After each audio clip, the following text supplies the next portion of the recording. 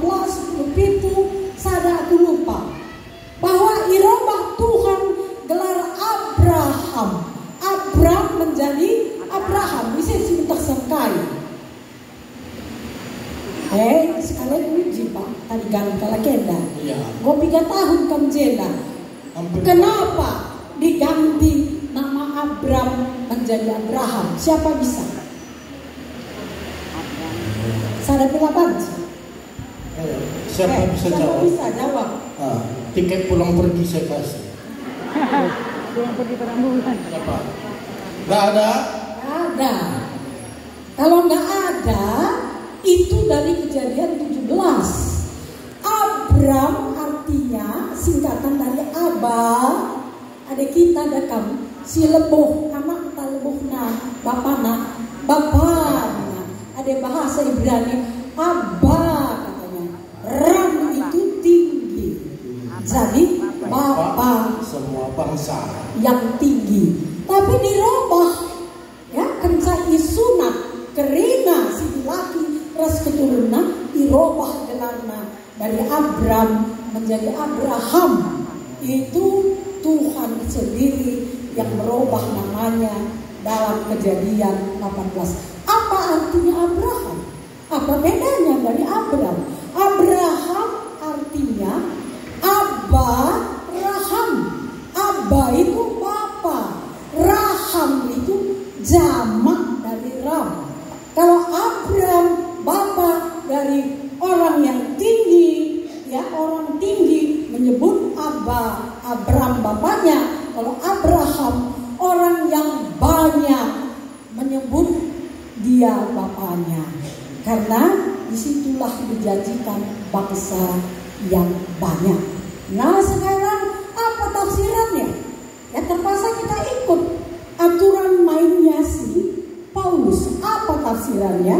Coba kamu baca dulu ayat lagi ya. Kalau dibaca ya, janganlah pembina, sungkanlah kita mulut pembina. Ayat 22 Galatia 4 ayat 22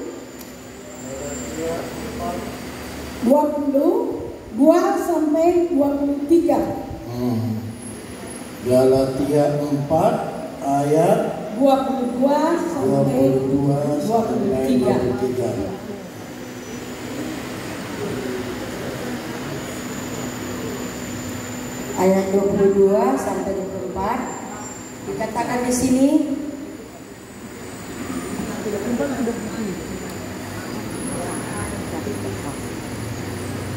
bukankah ada tertulis bahwa Abraham mempunyai 2 orang anak, seorang dari perempuan yang menjadi hamba dan seorang dari perempuan yang merdeka.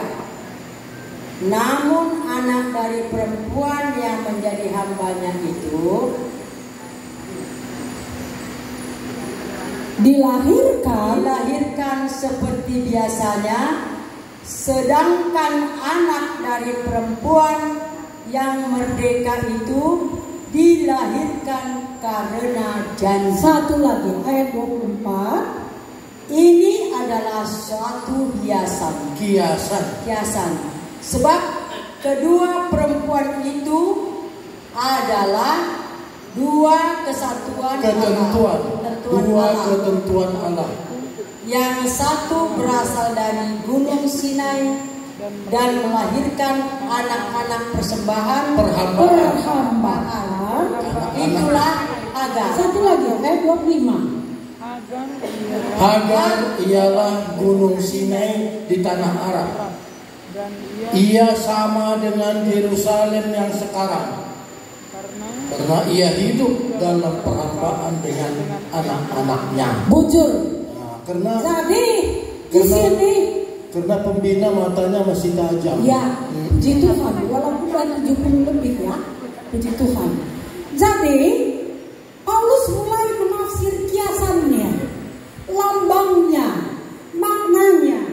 Katanya, ya ini katanya kalau orang Farisi, ya apalagi rabi menafsir nggak seperti sekarang, nggak seperti pendeta ini yang di depan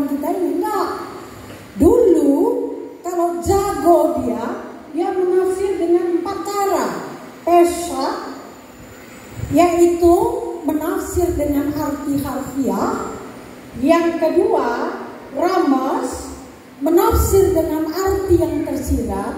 Yang ketiga, derma, menafsir dengan hasil penelitian. Yang keempat, sod, menafsir dengan kiasan. Yang paling tinggi adalah menafsir dengan kiasan.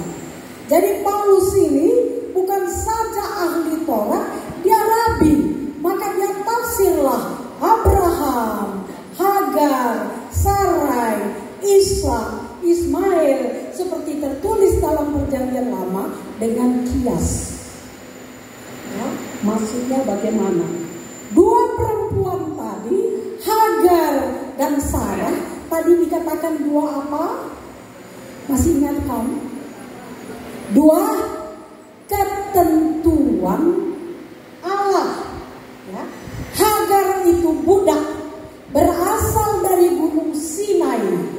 Apa yang diberikan Tuhan dari Gunung Sinai? Aku tanya kamu, nande-nande sama bapak-bapak. Gunung Sinai itu terkenal, apa yang dikasih Tuhan dari Gunung Sinai melalui Musa? Hukum Torah. Jadi Hagar ini kiasnya adalah perbudakan. Anaknya lahir sebagai daging keinginan manusia, seperti keinginan manusia, kemampuan manusia. Begitulah Hagar melambangkan Perjanjian Lama, yaitu hukum Taurat. Budak dia, diperbudak hukum Taurat. Kalau tidak mampu melaksanakan hukum Taurat, maka tidak akan selamat. Itulah di dalam Perjanjian Lama. Apa ada yang mampu melakukan hukum Taurat? Ya? Dikatakan bahwa anak-anak Hagar, Ismail dan seterusnya itu adalah anak-anak budak hukum Taurat, sama dengan Yerusalem sekarang. Nah, itu apa maksudnya Yerusalem sekarang? Bukan Yerusalem rohani. Pernah ada satu pendeta ketua klasis, ya, dia mau membuang batu di empedunya, ditembak, tapi rupanya sakit gula sehingga tidak tertolong. Dia sudah tahu akan meninggal. Dia nyanyi begini, oh Yerusalem, kota mulia, aku rindu ke sana. Apa maksud pendeta ini? Yerusalem sekarang di Israel? Bukan. Tapi Yerusalem rohani yang menjadi lambang keturunan Sarah. Jadi makanya tadi saya bilang, apakah memang ada kita yang mampu dengan PPPP kita punya kelakuan yang baik sehingga selamat? Tidak. Roma 3 ayat 23 mengatakan semua kita sudah berdosa dan upah dosa adalah maut. Nah, ada kita yang kenal dengan Martin Luther sih. Martin Luther, orang mana? Orang Bintang Meriah apa orang Tanjung Merawa? Siapa itu Martin Luther? Siapa? Dari kanan sini, siapa Martin Luther? Tokoh reformasi Pak Pembina, jago anggota ini. Tapi sebelum dia mengetahui arti Sarah, dia mencoba hukum Taurat. Macam mana menjalankan hukum Taurat 100% supaya masuk surga? Apa yang dia lakukan? Dibukanya celana panjangnya, pakai celana pendek, disiksanya dirinya, naik tangga katedral yang berpuluh-puluh itu sampai ke atas, akhirnya mencicik tiwennya. Apa itu artinya mencicik? Luka-luka tiwennya, lututnya, tapi tetap dia tidak yakin selamat. Kemudian apa? Dia naik ke loteng yang tinggi musim dingin, di mukanya bajunya. Dia pikir kalau dia siksa dirinya begitu, dia akan yakin dia selamat. Ternyata dia juga tidak yakin selamat. Tidak mampu kita melaksanakan tuntutan hukum Taurat untuk bisa selamat. Aku tanya kamu, ya, siapa di sini yang mampu melaksanakan hukum Taurat sehingga tidak berdosa? Ada? Oke, kalau gitu aku tanya, ibu bapak pendeta di sini hari ini ada 4 pendeta, 1 pembina. Mampu ibu pendeta, bapak pendeta, pembina mampu nggak melaksanakan hukum Taurat sempurna supaya masuk surga? Mampu? Enggak, karena firman Tuhan juga ada bilang, pendeta, Galatia 2 ayat 16. Gini katanya, boleh ya aku baca.